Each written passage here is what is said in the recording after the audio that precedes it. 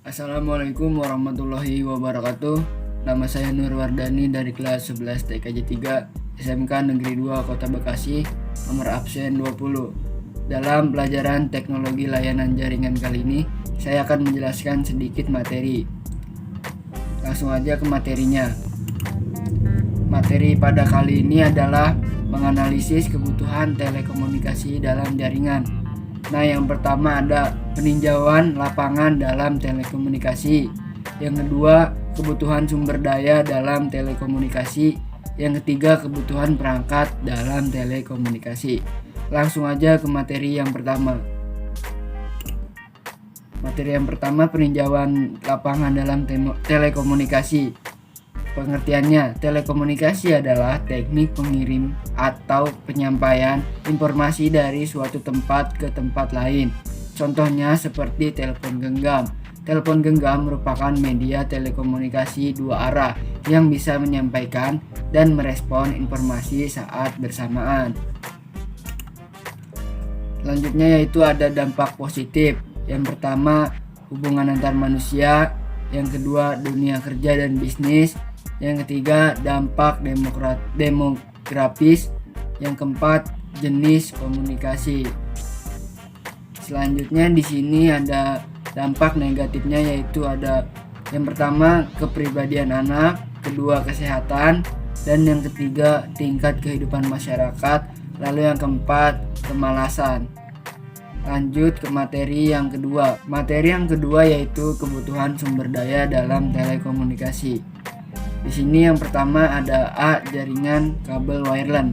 Fungsi jaringan adalah untuk berbagi sumber daya yang dimiliki dan untuk berkomunikasi secara elektronik. Sebuah jaringan biasanya terdiri dari dua atau lebih komputer yang saling berhubungan.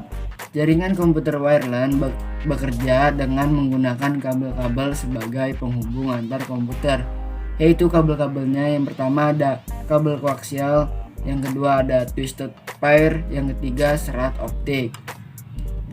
Lanjut yang B, jaringan tanpa kabel wireless. Wireless adalah jaringan tanpa kabel atau disebut juga nirkabel yang memanfaatkan udara sebagai media transmisi untuk mengantarkan gelombang elektromagnetik. Wireless sudah ditemukan sejak para ilmuwan menemukan radio dan juga radar yang dioperasikan menggunakan wireless. Fungsi teknologi wireless yaitu meliputi satu, area jangkauan lebih fleksibel, yang kedua, lebih murah dan mudah, yang ketiga, pemakai tidak mempunyai batas ruang gerak pada jarak jangkauan. Lanjut masih dengan materi yang kedua yaitu C, jaringan dengan modem. Modem merupakan perangkat keras pada jaringan komputer yang berfungsi untuk menghubungkan lokal area network dengan jaringan internet. Modem berfungsi untuk menghubungkan jaringan lokal dengan jaringan internet. Akan tetapi, secara teori fungsi, modem adalah mengubah komunikasi dua arah. Lanjut yang D, jaringan dengan satelit. Cara kerja satelit secara sistem konvensional yaitu dengan mengirimkan sinyal dari komputer dan direlay oleh satelit tanpa dilakukan oleh pemrosesan dalam satelit. Jaringan dengan satelit ini mempunyai kelebihan dan kekurangan. Kelebihannya yang pertama yaitu ada jangkauan yang luas antar benua. Yang kedua, mampu mentransmisikan data dengan kecepatan tinggi. Lalu kekurangannya yaitu keamanan data kurang terjamin, lalu perangkatan yang sangat mahal.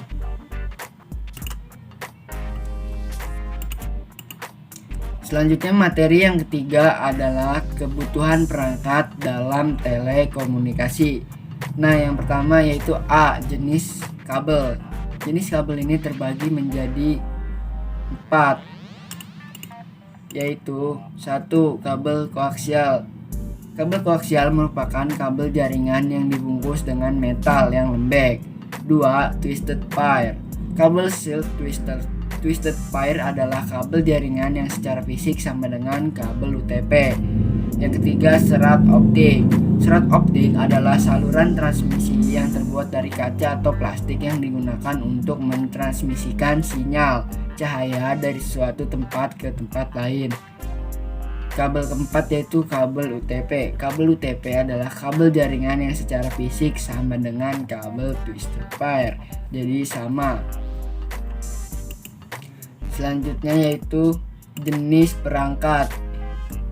1. NIC. NIC adalah perangkat yang memungkinkan komputer untuk bergabung bersama dalam LAN. 2. Router.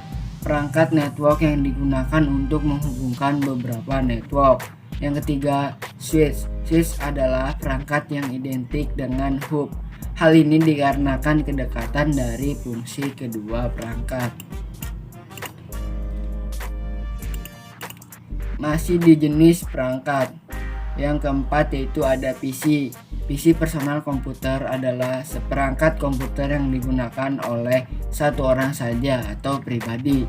Yang kelima yaitu ada modem. Modem adalah sebuah alat yang digunakan untuk menghubungkan komputer dengan internet. Yang ketiga yaitu antena pemancar. Antena pemancar adalah transformator atau struktur transmisi antara gelombang terbimbing. Nah, jadi itu adalah tadi materi dari pelajaran teknologi layanan jaringan. Nah, yaitu adalah materinya menganalisis kebutuhan telekomunikasi dalam jaringan. Nah, mungkin sekian dari saya, kurang lebihnya mohon maaf. Wassalamualaikum warahmatullahi wabarakatuh.